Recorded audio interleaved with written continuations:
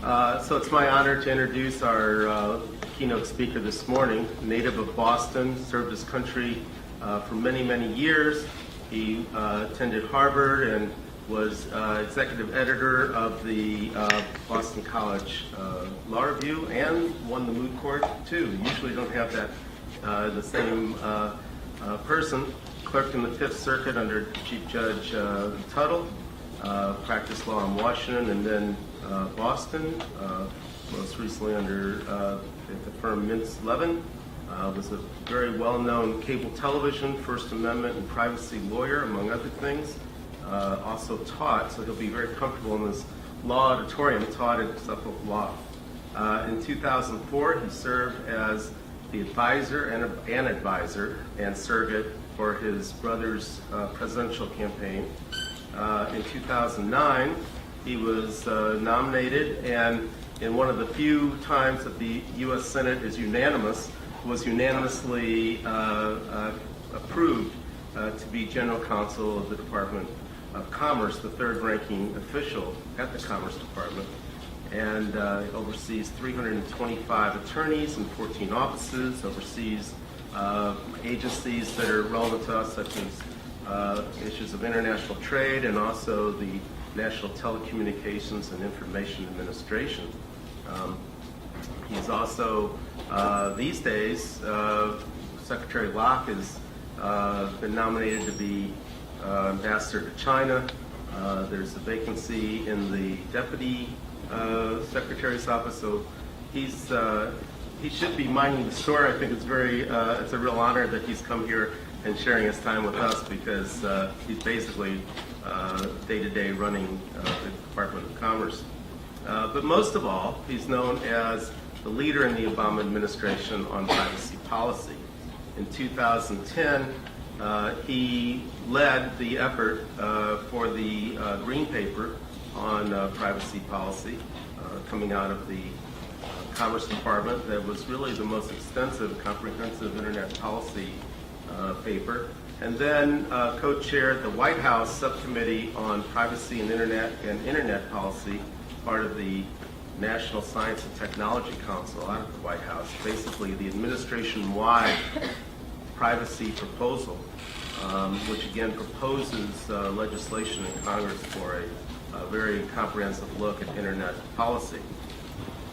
So we're very honored that he's taking the time this morning to address us on this topic. Please welcome Cameron Kerry.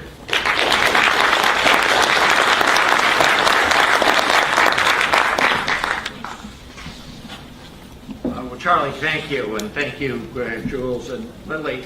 Good morning. It's a pleasure and an honor to be with you this morning. I was a little afraid coming into the building because I think the last time I was here was to take the bar exam, but fortunately this is not the same room, so I don't have to experience that deja vu. This is a very forward-thinking community.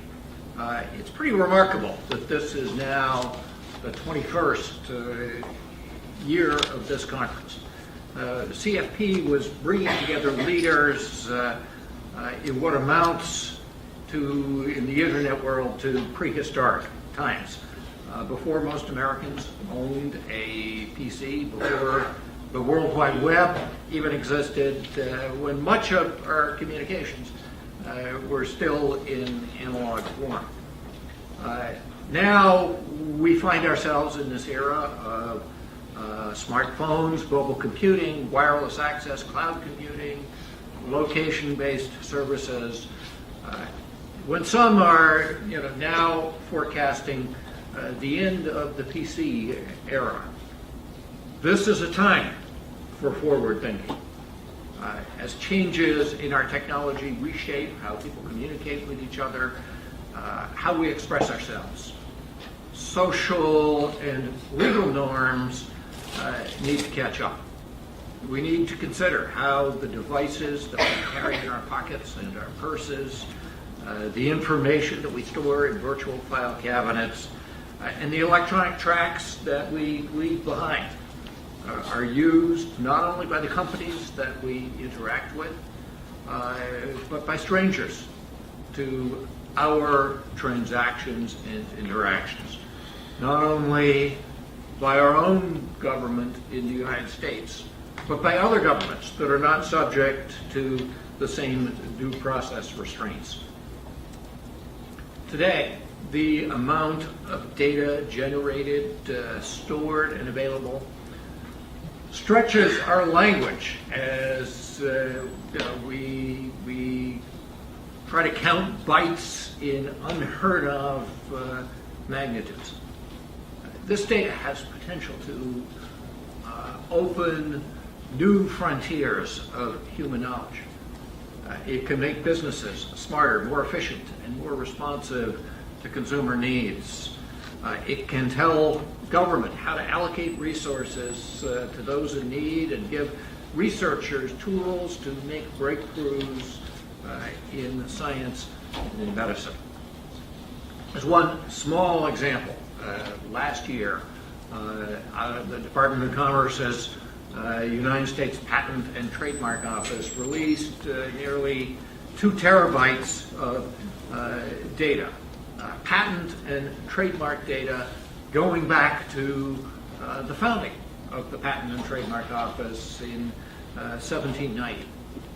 Did this instead of charging for it and partnered with Google to mine the data and make it available to the public. Third-party organizations have built tools to use this data. One is an online marketplace called On Green that connects entrepreneurs to investors in clean tech, intellectual property, enabling social networking features to accelerate the commercialization of the technologies of the future. Pretty cool stuff. But we also have to acknowledge that there are risks in this data. Misuse of that information by businesses, by governments, or by malicious actors can destroy the trust that is fundamental to the ecology of the internet that has made it a global force for economic opportunity and for social and political change. From his first days in office, President Obama has set as an administration priority access to the internet that is safe, secure, unfettered, and connected seamlessly throughout the globe. This has not been a single initiative or the work of a single department. 2 weeks ago, the President unveiled the nation's first comprehensive international strategy for cyberspace, a plan for building an international environment that supports innovation in internet technology and is secure enough to earn and to keep the trust of users across the world. This global network must also be reliable, interoperable, and grounded in principles of privacy, free flow of information, and rule of law in cyberspace. This international strategy will require collaboration of a broad array of stakeholders at home and abroad, including multi-stakeholder organizations, including the private sector. So we can build a cyberspace and internet environment that deserves the trust of the global user community, that grows businesses, expands trade, promotes democracy, and denies to terrorists and to criminals the ability to exploit the information on that internet. On the global free flow of information, Secretary of State Hillary Clinton has made it a priority, giving voice not only to the issue, but bringing resources. Last month, the administration sent to Congress a draft of legislation on cybersecurity. The proposal on cybersecurity includes a proposal that we endorsed in the privacy green paper that we released at the Department of Commerce, a breach notification requirement, which simplifies and strengthens the patchwork reporting requirements of many of our states with a uniform standard for all Americans. This should give an incentive to organizations to have better data security in the first place, and consumers should have the right to know when their personal information may have been compromised, so they have the opportunity to protect themselves against risks like identity theft. Another key aspect of the cybersecurity proposals is to advance the security of the communications backbone, power grids, water systems, and other core critical infrastructure. The administration proposes strengthening the criminal penalties for hacking into these systems and clarifies the ability of companies and government to share information about cybersecurity threats and incidents in a privacy-protective manner. This is information sharing behavior we need and want to promote. One of the critical things that we have heard from stakeholders in this area is the need to share information about signatures of malicious code. The proposal also increases the nation's ability to detect and to prevent cyber attacks, allowing the Department of Homeland Security to implement intrusion detection and prevention systems that can help speed our response to threats and stop the spread of malicious programs before they have an impact. It also designs a framework for protecting privacy and civil liberties that includes new oversight, annual certification that cybersecurity technologies are used for their intended purposes and for nothing more. As an initial start on this future framework for privacy and security, the administration recently released its national strategy for trusted identities in cyberspace in collaboration with several agencies. Trusted identities is about giving consumers more secure choices for authentication and encouraging solutions that will allow transactions involving sensitive information such as medical records to be performed online from anywhere.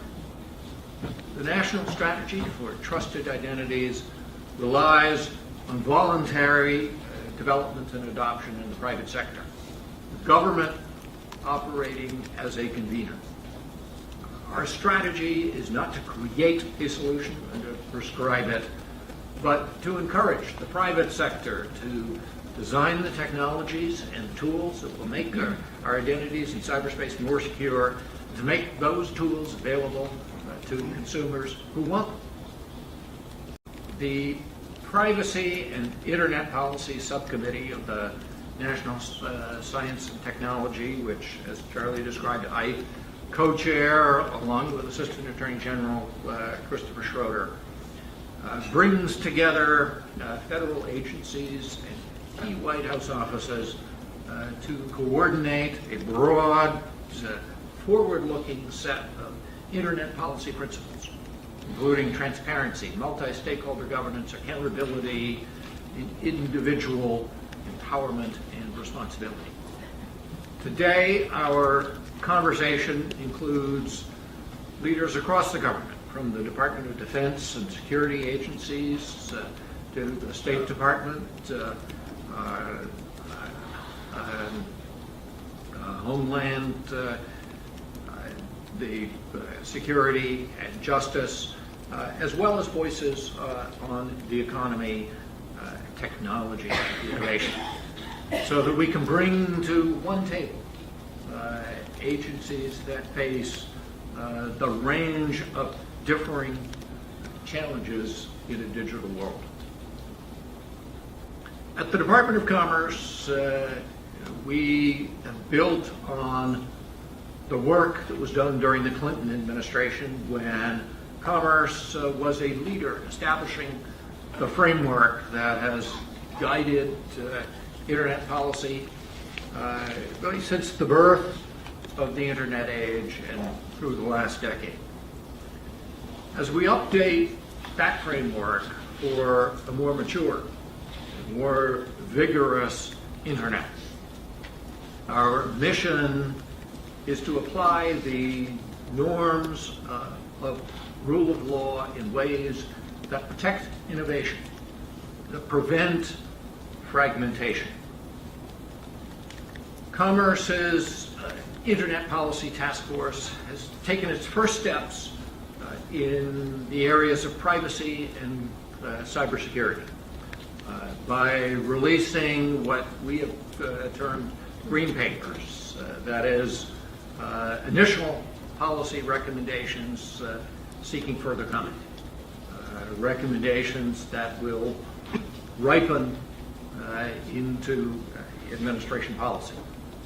On Thursday of this week, Secretary Locke will address a symposium on the global free flow of information for online businesses. Green papers on free flow and on online copyright protection are in the works.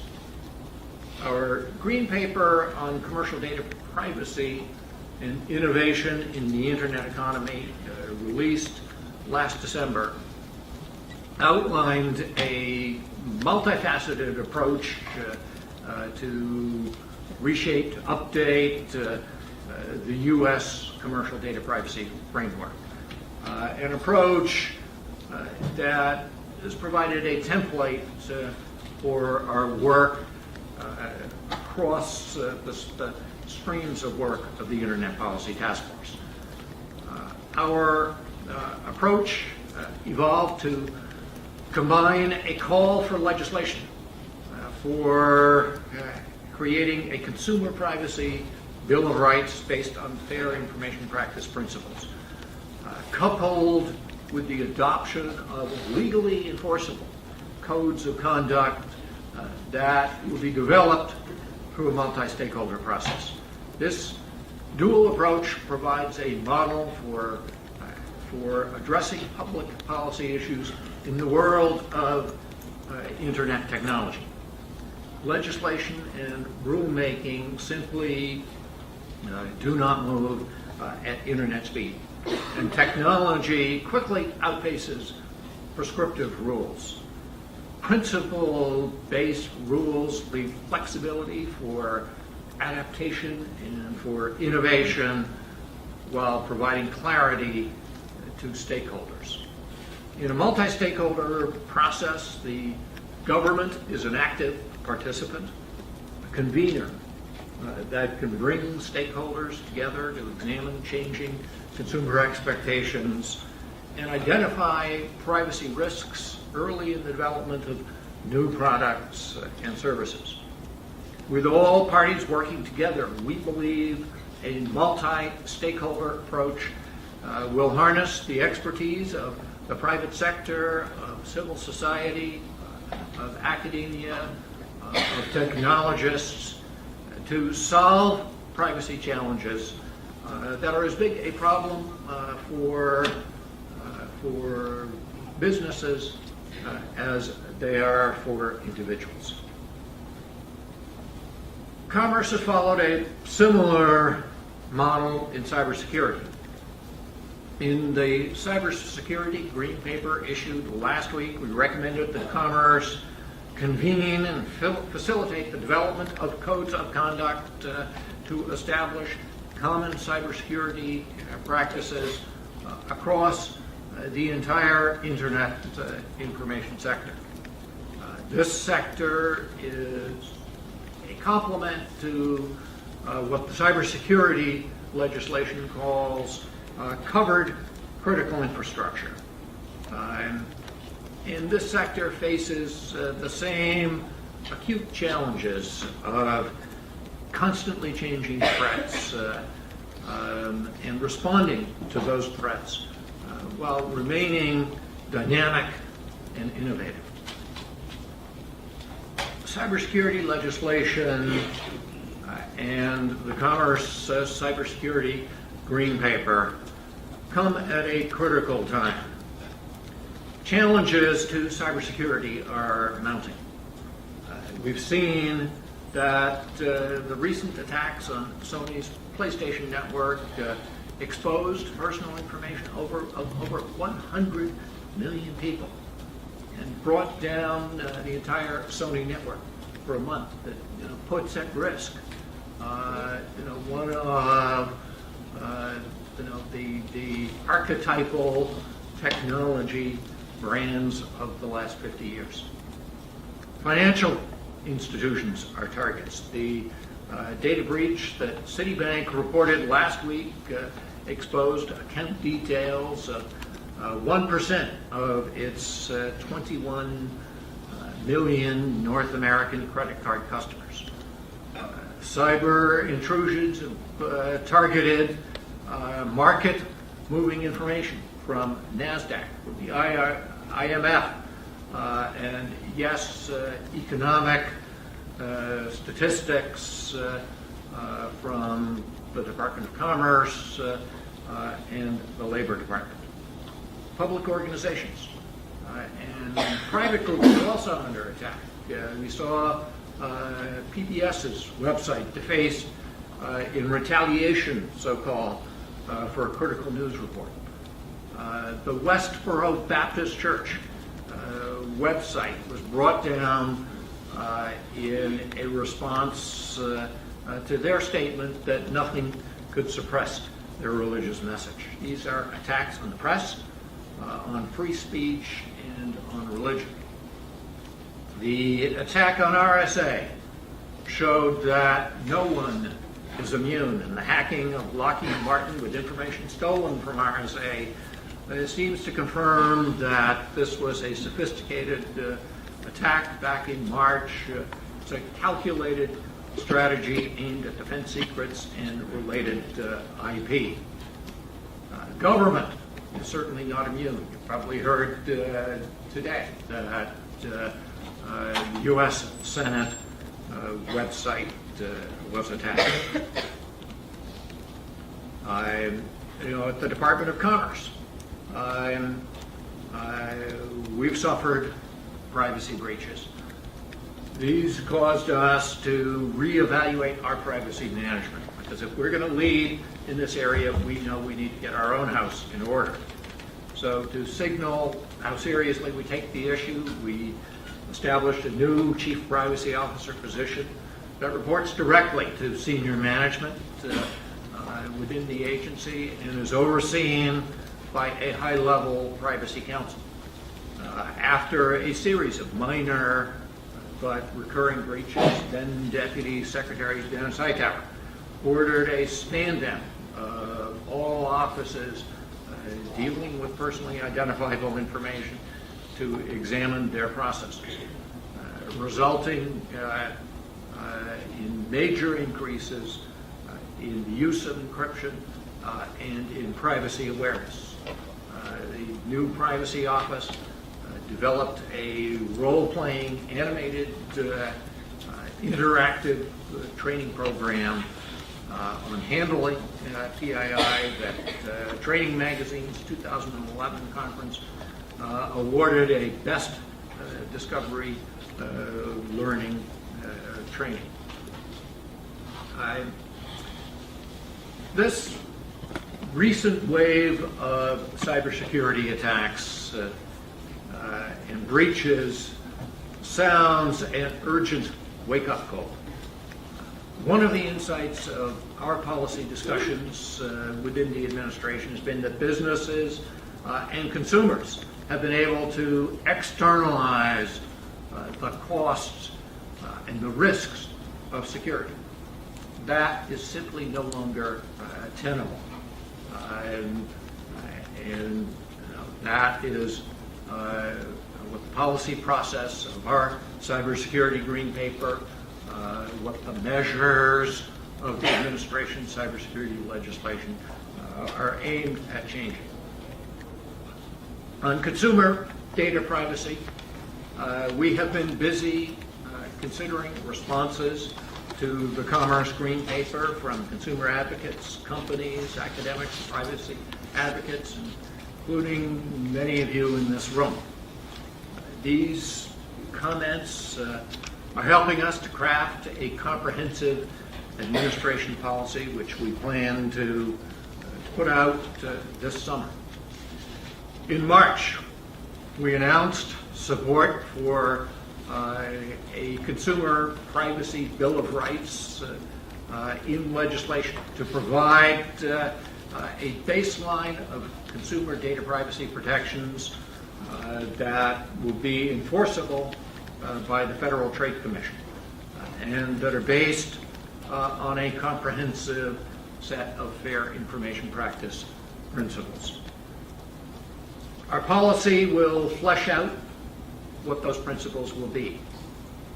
They are not going to be a radical departure from the original principles developed by HEW in the 1970s and elaborated by the OECD. But we seek to adapt them to the interactive and interconnected world of today. Let me say a little bit about what it will mean to do business under this new dynamic privacy policy framework. Privacy policies and notice of choice will still be fundamental building blocks. Notice and choice recognizes the principle that consumers have a right to know how their information is being used and exercise some control over those uses.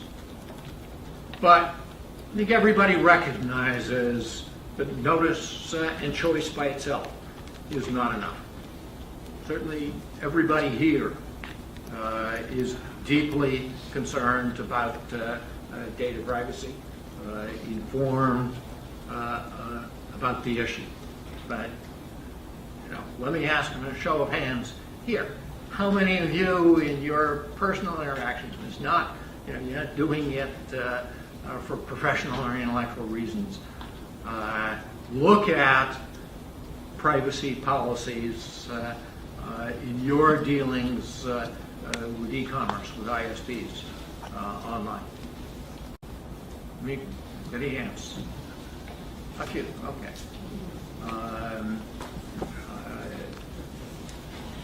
But that's been everywhere I go in this area. When I ask that question, I get no hands or few hands. Well-written, clear, informative privacy policy statements are worth the work that goes into them. They are a tool for the institutions that publish them to consider privacy issues and to formulate their policies. They offer a benchmark for regulators, for privacy professionals, for journalists, as well as for consumers and others to monitor privacy practices and to hold publishers of those policies and promises accountable. But a more holistic approach to privacy protections will be essential. I believe that we will have made progress when two things happen. The first is that businesses enter into a new partnership defined not simply by static privacy policies. And we seek to, through our privacy principles, to provide tools and mechanisms to make this possible. A dynamic privacy policy framework should characterize not only the regulatory approach, but also the way that businesses deal with their customers and their customers' data.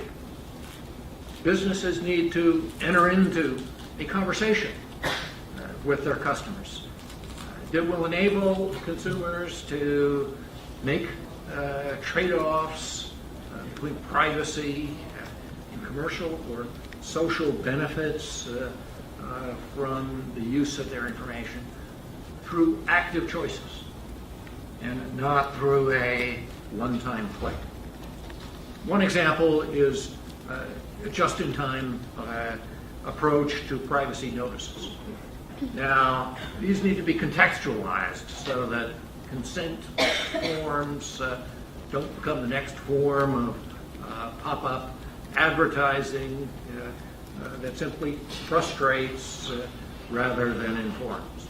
But let's see businesses harness data analysis in the service of privacy, so that the same kinds of correlations that identify consumer preferences for content or for products can be used to understand privacy expectations.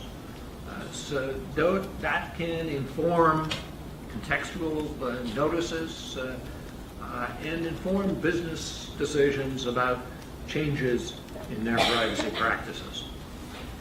Transparency is one important tool. Another example is the work of browser developers, standards developers, advocates, and others to provide options for control of tracking. Do not track is the kind of solution that's well suited to a multi-stakeholder process. The second thing that needs to happen is for privacy and security to be integrated into the ways that companies plan their products and services and the ways that they design applications. They need to make considered decisions taking into account consumer expectations about what data they need, how they will use it, how they'll ensure its quality, how they'll keep it, and what they'll do with it when they're done. We know that there are impressive capabilities to search out unforeseen correlations from unrelated data sets. But this should not mean that data has to be vacuumed up indiscriminately without regard to how it's collected, used, and retained. Under a dynamic policy framework, businesses should be able to compete openly on their privacy offerings and empower their customers to take responsibility for their own information. So I want to thank Lily Coney and Jules Polonetsky for the invitation to be here today and for their work in chairing this important event and continuing conversation of 21 years.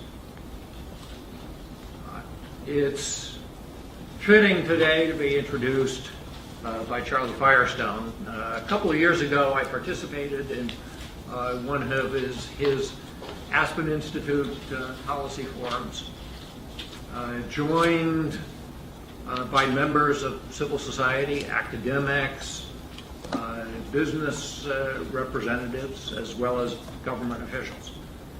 A group from across the spectrum.